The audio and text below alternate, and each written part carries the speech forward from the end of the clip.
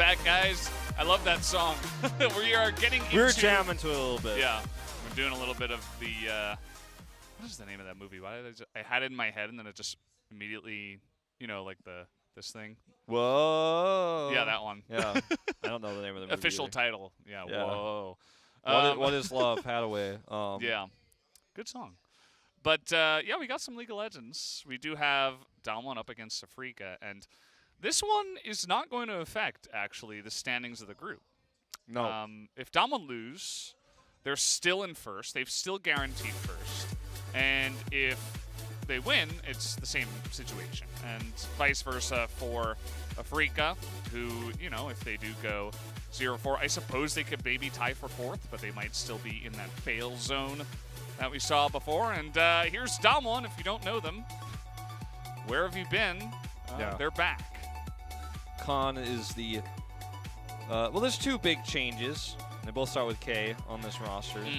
Khan and Koma. Only in English the K, more of a G sound, I suppose, in Korean. Yeah, just the double K. Yeah. You know, we're not gonna get too deep into, you know, linguistics of Hangul and stuff like that, but not yet. Anyway, we'll have a lot of time for that later. In terms of the English spelling, Khan and Koma, the big changes. Obviously, Zephyr moving into T1 almost felt like it feels like a trade because Koma's so famous for his time in T1, but wasn't recently coaching him. And on the Afreeca side of things, it's been the team that's struggling quite a bit in this group, but I feel like we haven't said enough that this is the harder group. This is the more competitive group. This is the group where, you know, you end up falling out here, but it's not necessarily indicative of where Afreeca Freaks would land in a 10-team round robin called LoL Champions Korea, where they would face the other teams in the other group, which are not at the level of the teams that Afreeca's had to face here. So I feel like a lot of people might be pulling out their pitchforks, might be a little bit upset with Afreeca, but it's like, put those down. Keeney's starting, actually, for this matchup. Fly on the bench for this one, so we'll see how he plays in the mid lane. I thought Fly had a pretty good game earlier, though, to be honest. Yeah, he was like one of the, I think he was the best performing player, actually. He had the most farm in the game, and he actually had some decent moments on the Syndra. It's just, unfortunately, the game fell around, you know, apart around him, so there wasn't really much that he could hold together for his team.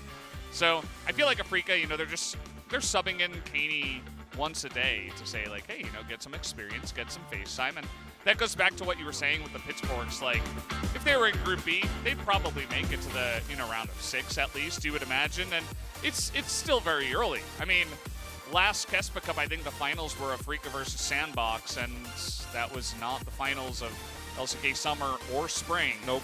Neither of those teams did make it. So in 2015, keep that in mind. ESC ever won KeSPA Cup. In 2015, the first KeSPA Cup for League of Legends. So there you go. I mean, it's traditionally there's been, you know, some up and downs. Rocks Tigers 2016, and that was a little bit closer. Griffin in 2018, but yeah, sometimes it's not always indicative. But this is one of the craziest KeSPA Cups ever because the item changes in this preseason are very, very complex, and we have probably the biggest roster changes, and we've got franchising coming in before this season of LCK, so there are a lot more asterisks this time around. But the one thing that has been constant in this group, and I'd say as far as both groups, is DAMWON Gaming. And they are the big favorites to win this one as the draft kind of goes along as you expected with the Camille ban actually sneaking in here, and that's going to give, you know, it's going to change things a little bit, I suppose. Yeah, that's pretty interesting. I'm pretty sure that Dread was one of the guys that was playing Jungle Camille as well, like in his rookie season when Jungle Camille was actually still a thing. But that's definitely now a ban against Keen, and a targeted one at that. So pretty cool to see that on the blue side. That's where you would want to see targeted bans, especially with so much. There is just so many good picks right now that you can't ban all of them in your 6 bans, including both teams. I mean, Gragas is still available. Hasn't been looked at. I'd almost be surprised if Khan just doesn't play it here. I mean, why not? He's a great Gragas player, and it is quite strong right now. That's certainly a strong possibility, especially because it can be played both in his lane, the top lane, but also in support as well. So if you pick it up early in the draft, you have that flexibility. Looks like they're going to make sure they don't get locked out of the marksman category and pick up Jhin here early. And we'll see if the synergy for the mid laner comes with this, and it is going to be the Syndra coming through.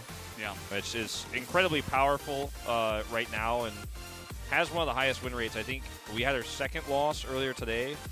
Yeah. I think she's 5-2, if I'm not mistaken now.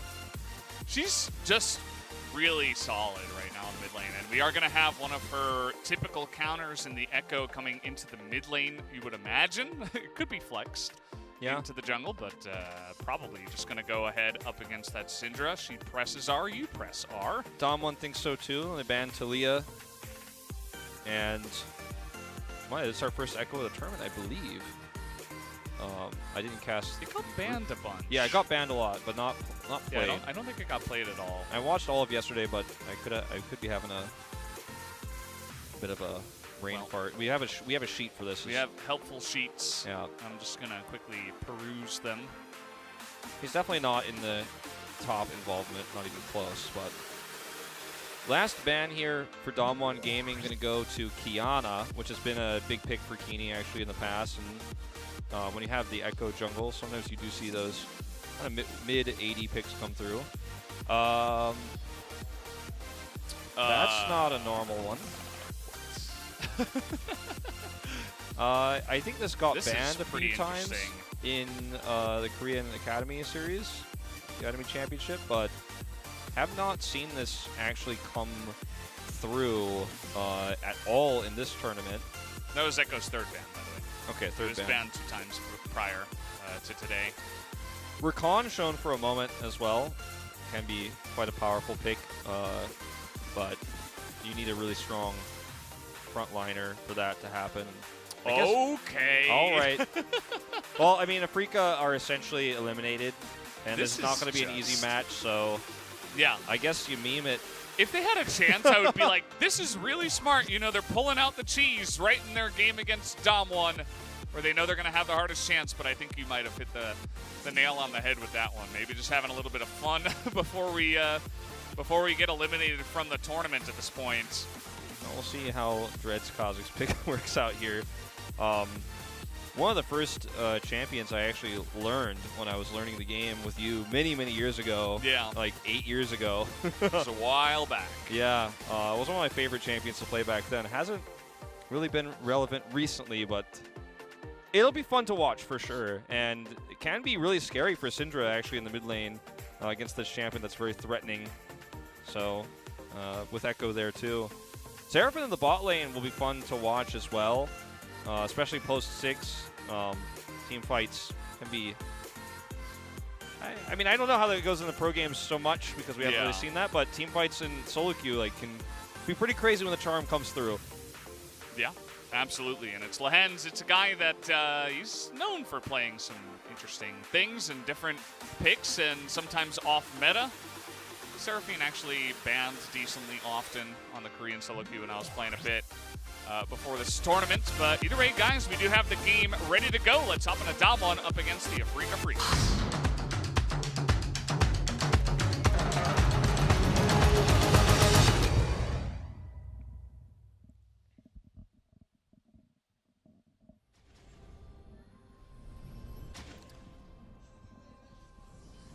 We both almost talked at the same time. Yeah. And then we both like wanted to give each other the first word, and then kind of got a bit like of a pause. Headset issue at the same time. It's making weird noises. I'm sure we'll get it sorted. I think we'll be okay.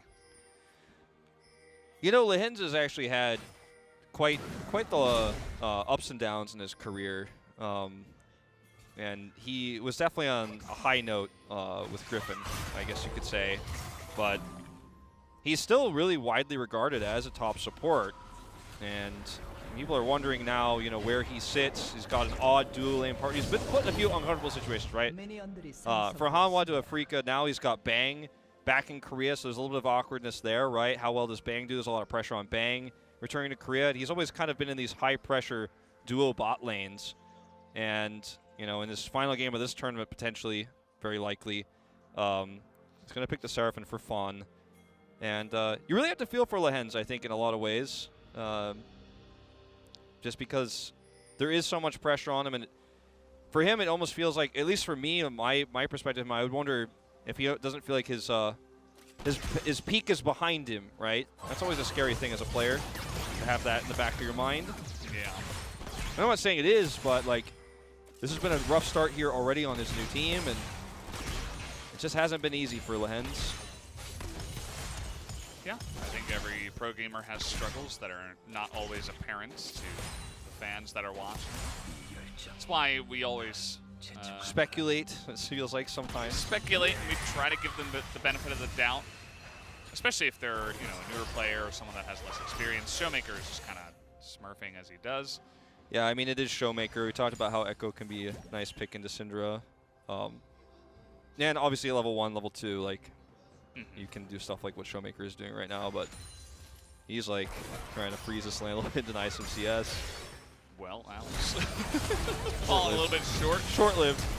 And Ghost might just die here. I think that helped. It's going to be enough, I keep think. him alive. And now we got Maokai getting to work here on a bang. This is actually really scary. He had to flash that. Seraphine is extremely oppressive in lane. And as you can see here. Yeah. I mean, that almost felt like Beryl didn't even realize, because maybe hasn't hit it in scrims that much, like what she is in fact capable of. Yeah, it's pretty interesting. It's almost like they just didn't show the respect, because it's not just Seraphine, but it's also MF, a pick that can always be pretty oppressive in the lane. And I'm not sure why Ghost kind of just stood there and said, well, I'm sure I'll be fine. Beryl almost died to the minions. Yeah. We didn't really get to look at that, but you can see it on you can see it on the bottom left of your champion UI, the portrait there. Yeah. He tried to freeze the lane and keep some of the CS there for Ghost, but he nearly died doing so. A noble pursuit. And he lives, and the CS goes to Ghost, so at the end of the day, I guess he was right. Dread coming in for that roam to the bot lane for a moment as well. Didn't go so well. Hence popped up the shield. Now, this is a matchup I'm really looking forward to, because we have a couple of bruisers, a couple of popular ones. This should be a really common matchup that you see in solo queue. So you have that going for you, where both players should be very experienced in this matchup. And it's a couple of guys that are known for being, top lane juggernauts, guys that get solo kills, that are aggressive, that dominate lanes. And, I just wanted to see how this matchup goes between the two of them. I haven't played too much, or I haven't seen too much Renekton versus Aatrox with the new items and all that jazz, but seems like Keen has been able to get a nice little lead here, and is doing pretty well in the matchup so far. Yeah, and if that continues, things could definitely get worse. With a fast teleport here, he's not going to be able to push anything else out of this, but he can crash the wave and go home. So, up a decent amount of CS here, as you say. And this is just continuing to be a bad time. Beryl, very adeptly there, dodging that. Whatever that ability is called. I didn't prep that much for Seraphine. Didn't think we'd see her in this tournament. I don't know the ability names. Yeah. I know what she does, but I don't know what they're called. They're kind of just the blue blobs that get thrown out. We'll get there. I would assume they're music. Yeah. Len's just setting up the new meta. Maybe we'll see it for the rest of this tournament. I like this from Afreeca, getting aggressive, but of course Canyon is in the perfect spot, ready to go there for the counter engage, the counter gang, and he's even gonna be annoying.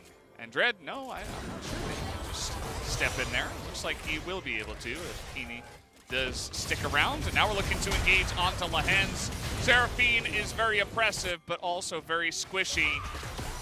And immediately they just take the life of Lehens, who does not have his flash anymore. Yeah, I mean, she kind of plays like Lux in a lot of ways, where if you're... Sona. Or Sona, yeah, actually that's even a better example, where if your AD is pushing the wave and harassing, then you just get to harass for free, and it's very annoying. Yeah. Nice trade here for Khan. Actually, extremely well done. I know a lot of players called her Sona too, and that made Ryan a little bit unhappy. But there are some similarities that you can't really ignore. The music aspect is It's the music, you know, you throw out very similar. They kind of wave out, you know, a little bit. Yeah. There's some healing going on. Look, I wasn't gonna say anything, but it's there. It's there. It's kind of can't really ignore it, but that's okay. You know, it happens. You know, it's I don't know exactly what number champion that was, but I know it's in like the 120s, if not 130s, at this point in time. As, oh wow, just gonna go ahead and dive Khan here. Khan pretty late with the World Ender. The flash comes in from Keen, and that is gonna be the solo kill under the turret. So I was asking the question, who's gonna win in this duel of the top lane? And Keen answered it very aggressively. Yeah, this time he's gonna get the plates as well, because obviously Khan backed and then teleported back to the lane. Mm-hmm. Take a look at the CS in the top lane. Yeah, it's plus the plates he's gonna get. He's gonna get that Gore Drinker pretty quick. Going for some heal deny as well, which is, you know, quite strong. Obviously, when you're dealing with the Aatrox matchup.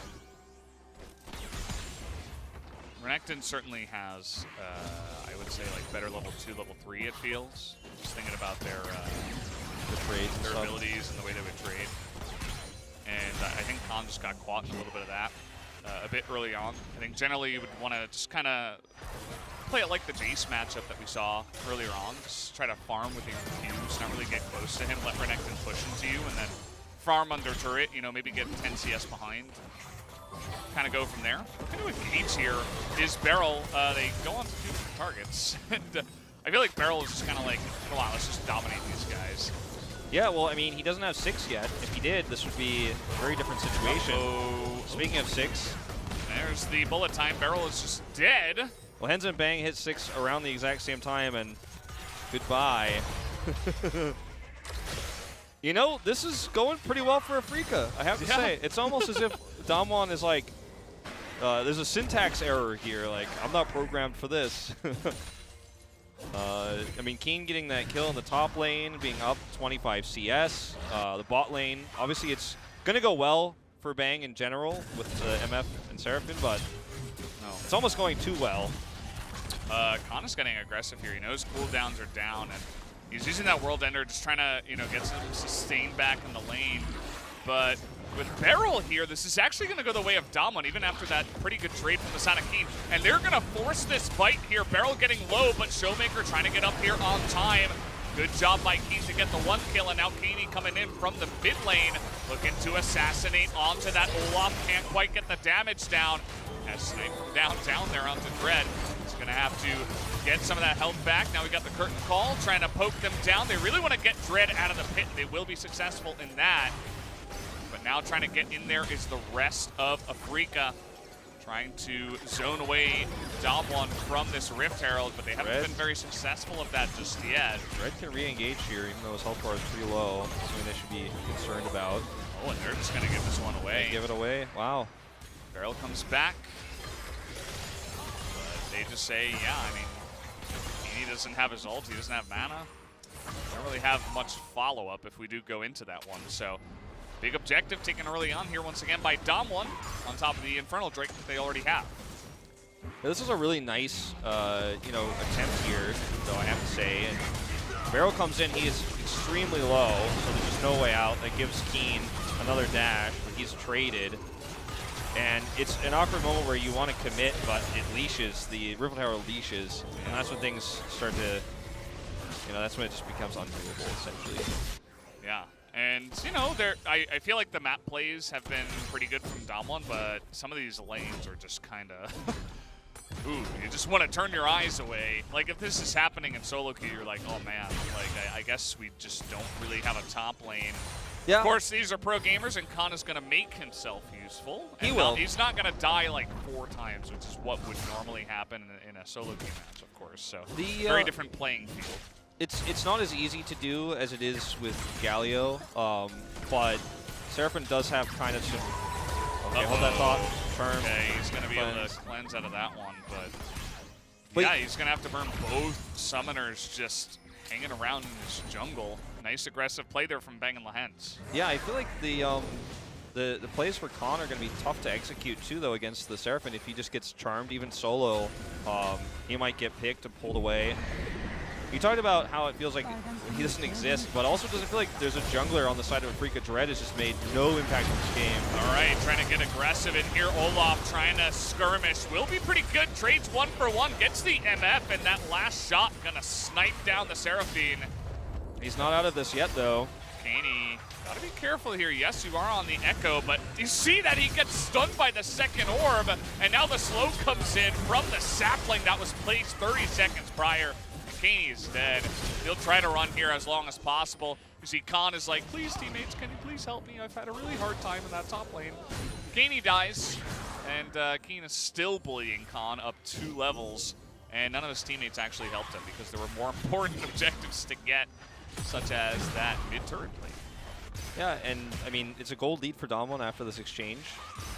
Things were looking, you know, if you look at the gold spread across the lane mismatches, right? I mean, the 30 CS lead in the top lane in the 2-1 for Renekton, and the MF 20 CS-ish lead as well in the bot lane and that oppressive lane. It felt like, okay, things were looking really bad for DAMWON, but taking a fight like this, the relevant one, the one that matters most, is just going to bring them right back into things.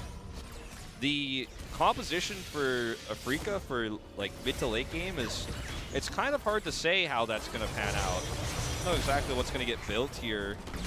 At the end of the day, they got, hold on, I thought we were going to break down this fight again.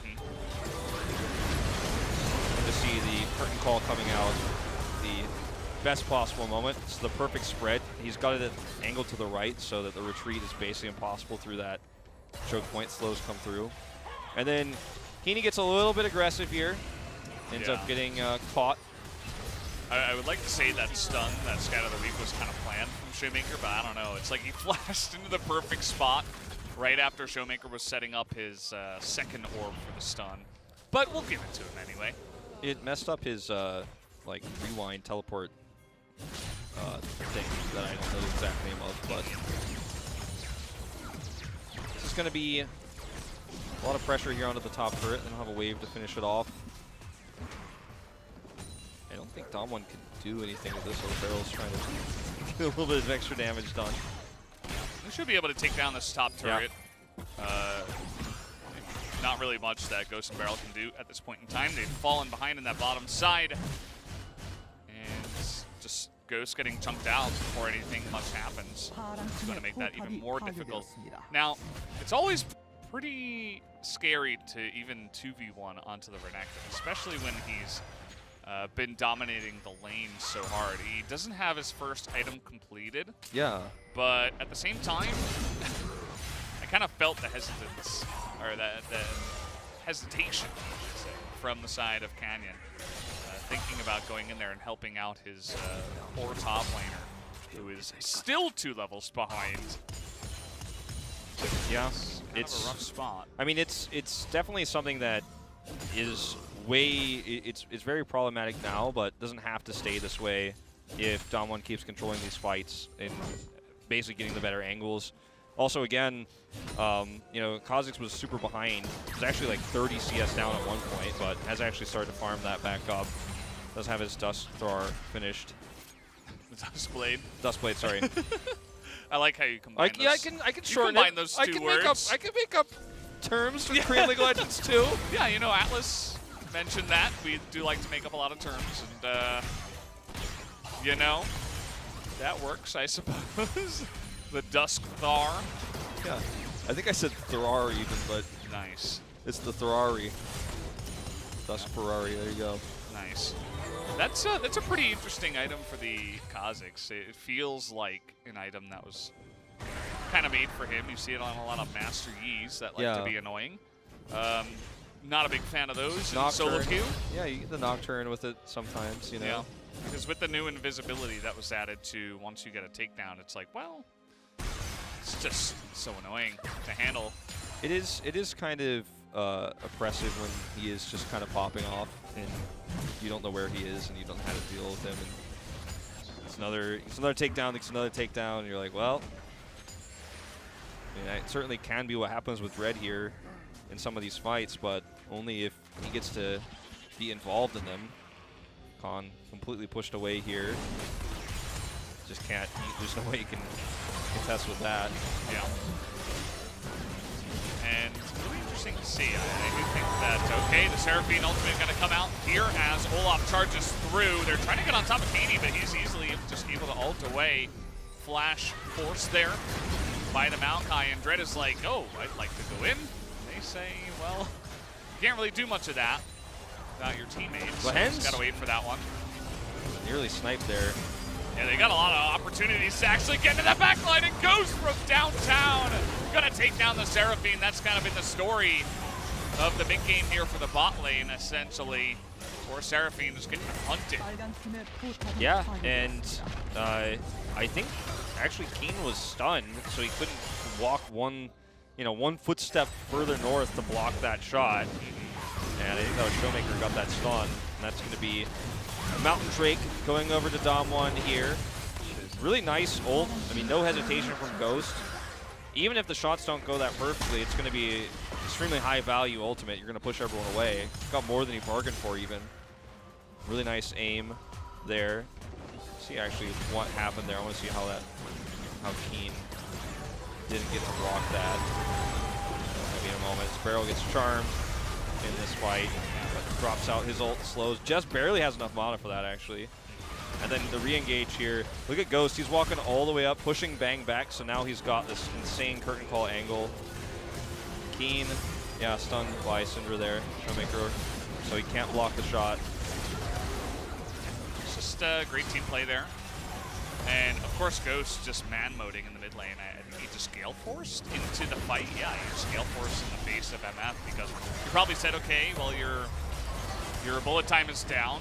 I can take some of your burst. I'll do more damage with a fourth shot and Gale Force to the face. So come at me. Forces the 1v1, gets him low, opens up after zoning the rest of Afreeca and taking a lot of their big cooldowns away in the beginning of the fight. So it's just a great read from Ghost. And he's developed into such a strong player for the side of DAMWON.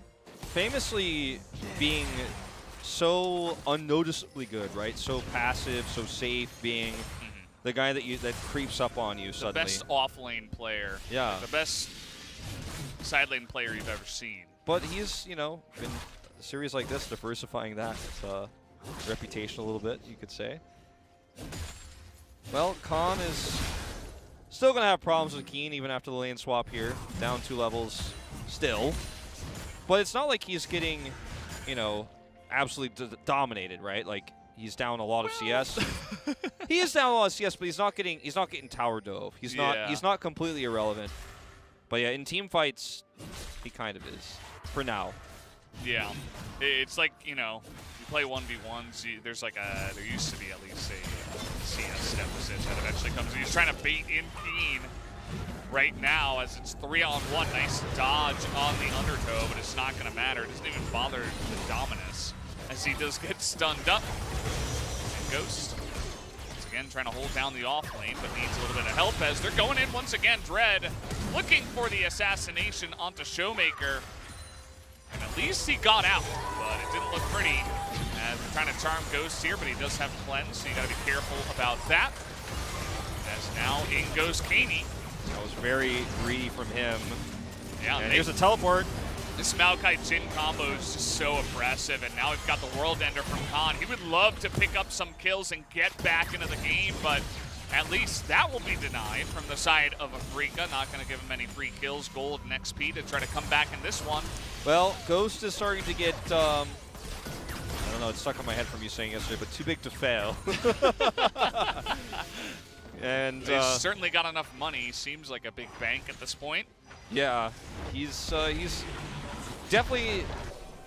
I mean, he's popping off and getting kills because his team is setting them up. Like, he's not making huge plays besides that zoning of Bang in the last fight, but then he's just popping curtain call and the rest just falls into place. I mean, that one was interesting because they had the TP coming in, and it's so you can't get away from the, I think it's Twisted Advance, the ultimate from Maokai in the curtain call, because look, they disengage eventually. You're like, okay, Keeney, you failed as well. And now it's like, how are you going to get away from this? Yeah, where do you go from here? It's like the stampede from the Lion King. Like, you're eventually going to get stampeded, and somebody's going to die. Yeah, and you know the teleport comes through. It's like just hard. You just don't have a great escape there. There's no way out. If you overcommit there. But they were desperate, right? So I can't blame them for trying to push that through. And they got close. They might have, you know, misread Ghost cleanse timing. Because if he doesn't have cleanse, it's like really close to a kill there. Yeah, I mean, he would have been bullet timed to the face if he didn't have cleanse. So. Yeah, I think he probably just dies. Yeah. And, I mean, you've already got the Imperial Mandate finished here on the Maokai. It's one of the reasons, I think, why we see a lot of Maokai. Because you can kind of go AP or Saplings hurt, so you have a lot of like bush control and vision control, whilst also providing a lot of utility to your team.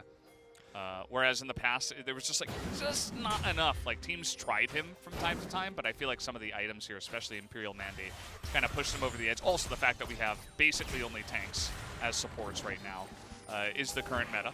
Yeah. Definitely getting some chunk damage in.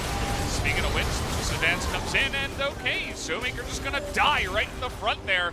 Gets bursted to death. That's the Wombo combo. Charm bullet time. It's the idea with this bot lane duo. This time it works. Yeah. No cleanse for Showmaker, so no steal on this one. This actually gives Afreeca a slight gold lead and a little route back into this game. And I think part of this is just because, unfortunately, the top lane has just been so poor on the side of DAMWON. Like, Khan just hasn't been relevant. And then you see the big combo come through. And where is Khan in all of this? He's not able to peel. He's not able to do anything, unfortunately. So it's free bullet time after the charm goes through. Yeah. It's going to raise questions for the Cinder, right? Like, do you have to build some kind of a defensive item? Because if that just happens every fight, you're not going to be in a good spot. You're going to get slowed and charmed, and then eventually it's like, okay, I guess our Cinder died again. Yes, you can do a lot of damage, and you can probably one-tap, you know, 3 members at least. You're not going to one-tap the Echo once you hit like 2-3 items here for the Syndra, but at the same time, if you just die immediately as well, you got to be careful about what kind of value you're bringing to your team. The Horizon focus just ends up being a lot greedier than building the Zonius instead and having that extra survivability.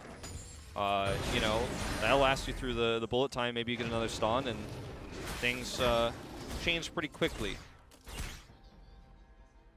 So the last team fight here with the Wombo combo goes well. Obviously, the attempt in mid lane was cleansed. And if they, the thing is about this too is it's not just about the bullet time, but this allows a lot of damage to come through for Keen in those moments. Yeah. And he's obviously becoming pretty fed. He's got his Sterox. Gordringer's been done for a while. And, you know, this is basically, we were wondering how does this comp work for Afreeca, and now it's starting to kind of come online. I think it's just going to require DAMWON to be a little bit more safe and respect Lehens a lot more in these team fights, because second time in a row he gets a big charm. This time there's no cleanse for Showmaker here. Yeah. See what he eventually itemizes into. I think he's got a completed tier, if I'm not mistaken. Yeah, he does. Yep. So he, you know, if he wanted to just go ahead and build Seraph's Embrace, he could, but you got to be careful about that as well. It could be baited into it. And here we go again. Beryl is just going to get caught out here. The support Maokai is, you know, he's not going full Beat Boy with the builds that usually these support Maokais go for. Not yet, at least. Yeah, not yet. You know, it's team fight. It's charms that are pushing everybody into the center. The mid lane charm we had there now onto support is a little bit too far forward. Trying to set for a big slow, and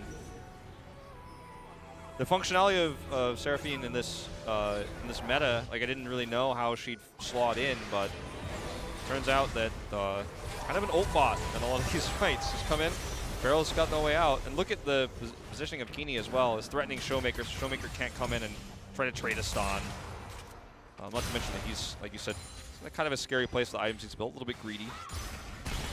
And, you know, we finally got to see Kha'Zix have some value as Yeah. well. You know, he started it off, he did a nice amount of burst damage, but most importantly, it was the slow that got Beryl into that awkward spot. And, you know, that's kind of just in the middle of his jungle. They had some decent vision around the area, but he just was still able to get caught out relatively easily. It required a flash from Lehens, but still, just to be able to get picks like that is very valuable to Afreeca's side.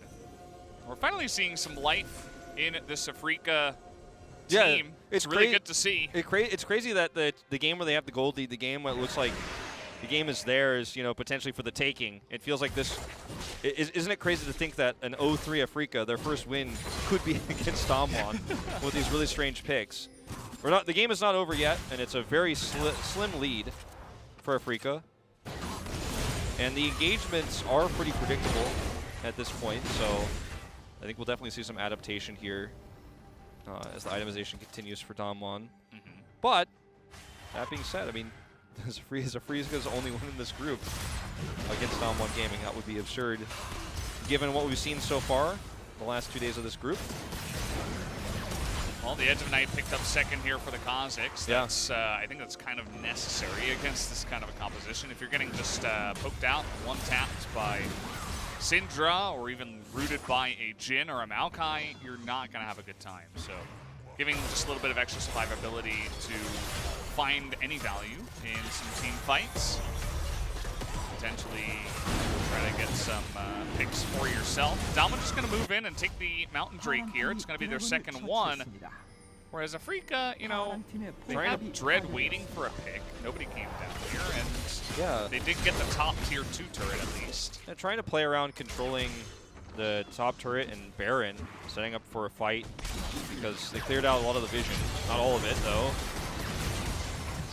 But, maybe the idea here for Afreeca is to try to scare DAMWON into walking into a charm because they're rotating in, try to deflect potential Baron take. Doesn't end up happening that way, and there is obviously a ward, so no mysteries.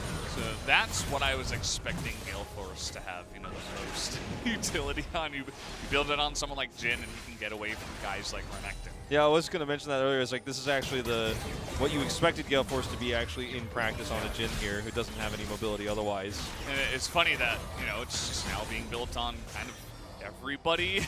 So it's like, maybe the item itself is just too good. Maybe just an extra dash in an item is just too much utility. It's kind of like old stopwatch, or even current stopwatch, which is, you know, still amazing.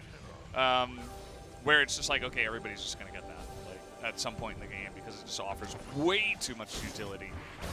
Except for Gale Force doesn't break after one use, so a lot more expensive. Yeah. But the stats it gives are also really good. Its so cooldown is significantly shorter than Zhonya's, for example, when that stopwatch is finished. You know, it's already back for the Jhin. Yeah, it's pretty fast. That one. Yeah, maybe you just, I suppose you keep the item the same, but maybe just up the cooldown a bit, you know? Where it's like, yes, I can dash once in a fight, and that could be a game changer, so I might want to utilize this item against certain compositions, but, like, just know that you can only use it once, basically. Yeah, I wonder, too, like, because it is very strong, but, like, it's still early. I don't want to draw conclusions if it's broken or not, you know. It seems quite popular, though. Let's no gore drinker. That's for sure. No gore drinker. That's for sure. We've already conclusions have already been drawn on that one. I think across the board. Yeah. There's probably been like a few meetings at the item design team about that one, I'd say. But yeah, the jury's not out yet on the Gale Force for the Shield Bow, the Eclipse. We did have the Lich Bane completed for Keeney. I feel like that's my favorite item art. Yes. Out of all of the new items. It really stands out. It just looks like an old, like, retro 80s cartoon or something. But in a good way. It's like He-Man. Yeah, it kind of reminds me of that, actually. Dread is a little bit out there, but he'll be fine. It's kind of what you've got to do as the Kha'Zix. You've got to find really weird spots where they wouldn't expect you to be, which is, I feel like why, if you get behind on the Kha'Zix, it's like, well, the entire enemy team has, well, the enemy team has entire vision of the map, so you're not really going to find good angles, and you're going struggle to find much value out of just slowing everybody for a lot with your W. Well, in my experience with this comp that we're seeing from Afreeca, with the charm combos being the best way they've taken fights, I think the idea really is to try to draw DAMWON almost into a trap, but that requires you to control vision, as you're saying, and it wasn't the case for quite some time. They're trying to clear some of that away around the Baron pit once again. It feels like that's kind of Afreeca's MO, is to take a late game Baron fight where they have those chokes controlled, but the charm is going to be really powerful, force DAMWON to kind of spread and split up. There's the clear completely now on this pit. So this is, I think the idea is, okay, are we doing Baron? Question mark. Are you going to come into this pit? And without vision, like, that's always a question that has to be in the back of your mind for DAMWON. Yeah, and you can see that Barrel has to kind of go and check it. Just throw it on a sapling. You're not really going to have enough time to take out the control ward or anything like that. And they have good Baron damage too, because Bang is getting fed. He hasn't gone like full lethality or anything like that with his item build, so I feel like it'll be even better damage for the Baron. But we've also got Kha'Zix. I would imagine that Echo and Renekton can do a healthy amount of damage as well. So I'd say above average in terms of Baron taking teams. Yeah, certainly. Dread doing that flank angle you were talking about, extreme flank angle, but they actually have so much warding here. Unfortunately, this just simply isn't going to work out. They know he's back here. Yeah, and the fact that he is here, even though they know he's there, is actually powerful. Yeah, it's just that thorn in the side of your mind. You just can't get it out of your head. Like, where is this Kha'Zix? Ooh, keeps his edge of an eye. Oh, that's nice. Yeah, that's really nice. Won't have it sapped away. Nope. By the sapling. I like what you did there. Yeah. All right. Big fight here over the Mountain Drake. This would be Mountain Soul for DAMWON and could easily turn the game into their favor if they do take it. Probably not a good time to be doing blue buff. If you're KeSPA here. And, okay, Dread is in the back of the pit, but no, it will go the way of the Olaf as they do get in the back line here. Barrel might just be the sacrifice, as there you have it. Immediately, he's going to get burst down. Keen is trying to go 1v5. Where is his team? Finally, the bullet time is going to come out here, and actually it is pretty nice, as Keen still alive in this fight for way too long, but finally gets taken out, and MF on about 300 health will be taken out on the backside of that one. So a close fight from Afreeca, but a bit messy in DAMWON. They take the Mountain Soul. They get those extra shields in the fight, and they use that to push them to the victory. Yeah, going to be the Baron here. The sustained damage on the side of DAMWON is really nice, and again, if you don't get this charm set up to basically wombo combo with bullet time, it just feels like Afreeca, even though Keen is in such a nice place and can live for so long, can actually put on a lot of damage into these fights, it's not enough in the longer parts of the fight. As you can see, Dread's unable to get the steal, and then as soon as Curtain Call, as soon as there's an opportunity for it, freely, by the way, no pressure whatsoever. Keen's so relevant. He's doing so much damage, but like he can't cross the front line of DAMWON alone because there's no damage to pressure even Khan. Yeah, it was, you know, had a tougher game. He's got a bounty now, but he had a rough start to this game. He did. You know, better top wins, as they say. I guess that's so. That's the meme we've known to. The old adage, come to love, yeah. That's well built into the League of Legends lore. And yeah, I mean, KeSPA really didn't find any access to the backline. He was totally zoned out. It was just like a really long way for him to get to any kind of backline, and he didn't seem to want to try to do damage to Khan or to Canyon. So he's like, well, my only use is to try to get onto Showmaker or Ghost, but I don't really have an option to do that. And this is what I was talking about before. You know, I was saying 2-3 item Syndra, but 4 item Syndra just immediately one-shots Dread, and he has basically 0 value outside of trying to smite steal. But then he just dies. It's like, okay, maybe we're going to have to shelve that Kha'Zix for now. You know, KeSPA's trying to build a death cap right now. If he does hit that, that's a huge spike, but it feels too late. Like you said, Syndra has the better items anyways.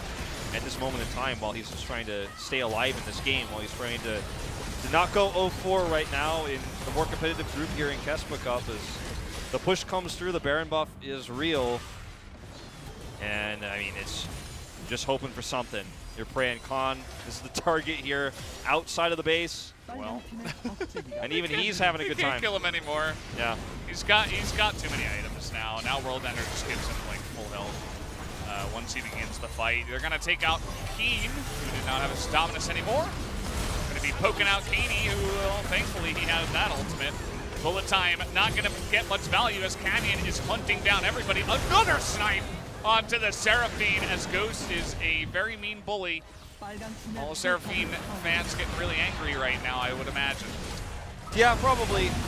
Or at least just maybe being a little bit disappointed. Canyon also bullying in the form of emotes. Well, it's been a perfect group for DAMWON Gaming all across the board here, even in what was... Ah! Oh. Yeah, well, nice try. Well, just gonna ult. You know, even in what was a pretty odd game with the Kha'Zix Seraphine coming through, weird combos. There you go. They struggled through some parts of this game. There was a rough top lane matchup for Khan there against Keen, and Keen got a little bit of redemption, you could almost argue, after really tough 3 games in this group. It's still DAMWON that prevails, the 4-0. It's still, you know, the unfortunately 0-4 for Afreeca. Yeah. Complete parity on opposite sides of things for these two squads. But again, it was a tough group for Afreeca, and I don't think we can draw full conclusions here just yet. Yeah, as you mentioned, there were some things that kind of looked a bit better in that game. It felt like the top lane and the bottom lane actually won for this side of Afreeca. So props to them. Again, we don't see mage supports too often. I'm sure that DAMWON were not expecting the Seraphine last pick there from Lehens, and so that could be part of the reason. I mean, Seraphine MF, of course, is a very dominating lane. Also, the Renekton up against the Aatrox. Seems like Khan had a bit of trouble with that one, but still, some good stuff that went to the side of Afreeca. Not going to make the difference in this one. And DAMWON, I don't think, you know, we can also say like, oh, do they have a weakness? No, I don't think this this one game is really going to tell you the information on that question. I mean, also Liv Sandbox had a decent time against them as well. You know, that was another close game they played. Yeah. They're not untouchable in this tournament. It's a tough group even for DAMWON though, right? Like every team in this group is, most teams in this group are pretty strong. And it was definitely a really good game for Ghost on the Jhin, as we saw. Even though it was a really hard lane, actually. He was kind of just smurfing once it hit mid-game. Yeah. Kind of showing the power of Jhin with the Gale Force. You can use it to assassinate misfortunes, or you can use it to get away from Renekton's. Either way, it has a ton of value, and it is a great item right now. Yeah, it definitely is. You know, you're saying maybe too strong. The 2G items, you know, the Gourd Drinker and the Gale Force. I'm a big fan of both of them. Yeah, we haven't seen both yet. I'm still excited for Shield Bow a little bit. Yeah, I think you know, still too big to number fail. 3.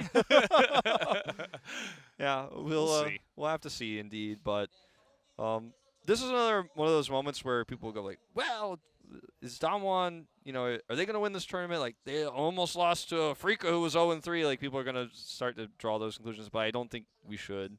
It was a inconsequential game. Like, you set it up before we even got into it. That game, for all intents and purposes for the group, probably wouldn't matter.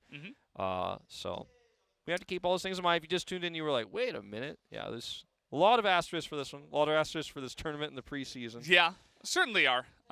And so that's that game. We're going to get a look at the highlights in just a moment, but the next one is really going to be interesting too, because it's Nongshim up against DRX, and on paper you might be like, well, you know, what is there to see? But what happens is if DRX wins, we're going to have a 3-way tie, which will bring, I believe, 2 extra games? Yeah, 2 extra games. To this day of the KeSPA Cup, and could, in fact, give DRX a chance to try to come back and actually make it into the semifinals, or at least in the round of 6. So that's definitely something to look forward to. Obviously, in harsh contrast to this game, that next game is going to matter quite a lot. It's a really nice stun here from Keen. We were talking about that. That was one of the big first moments of this game. And see the charm here onto Barrel. He is able, I believe they do end up killing him. No, they don't actually. He stayed in for as long as he possibly could. Yeah. He even got value even when he was low. Oh, so it's this props to fight. him. This is the one where Keen actually gets stunned, and then the wall is like too fast for him to actually walk up to block the shot. So doesn't end up going down here. This is the first really big ghost fight where he's able to get a lot done. This is the cleanse onto the charm. Yeah, note that the mid lane tier 1 turret for Afreeca is not available. So they're chasing really far down the lane where they do not have much cover. And Khan, I don't think he's able to kill either of these guys, but he wouldn't have been able to do that with the turret being there, that's for sure. Yeah, and Seraphine just gets caught out as well. So. Yep, this is the first time we really saw that big charm bullet time combo actually secure a kill. The one fight where the Kha'Zix gets value. Yeah. Don't want to see that one again. No. But also the charm there on the Barrel, helping out quite a bit. Watch this ultimate. Yeah. Oh, flash art. See ya. See ya, indeed. This is Keen just trying his best to turn the tides here. Showmaker actually did build Zonia's eventually, unless that was a stopwatch. No, I think he did have his own. Yeah. So he, we did get that adaptation we were wondering about. Didn't end up saving him in that case, but something that he did decide to go down that avenue. Dread's like, maybe when you're isolated, can I do something? The answer's no, not even when it's 2v1. Yeah, kind of a, I don't want to call it a meme game, but definitely some fun on the side of Afreeca with this draft. And, I mean, they're definitely on to something, right? This isn't just like yeah, I really like Seraphine, I wanted to play this. Like, the comp with Misfortune does kind of work. I'm still not entirely sure where the Kha'Zix fits into all of this. That one, I don't know if we really get the conclusion on that from this game, but I don't think we'll see him much more for the rest of KeSPA Cup, not on this patch. No, I I highly doubt it. To make a bold prediction, Yeah. No, well, apparently he did more damage than the Echo because Kaney was also kind of invisible in that one. He just couldn't really get into position to do a whole lot. And he was like trying to build Death Cap in the end, but then the game just ended, so. Maybe if he went with his buddy Kha'Zix, the two of them could have gotten some assassinations, but not meant to be. As guys, we got maybe one match left here, DRX versus Nongshim Red Force. Stay tuned for that one. We'll be right back.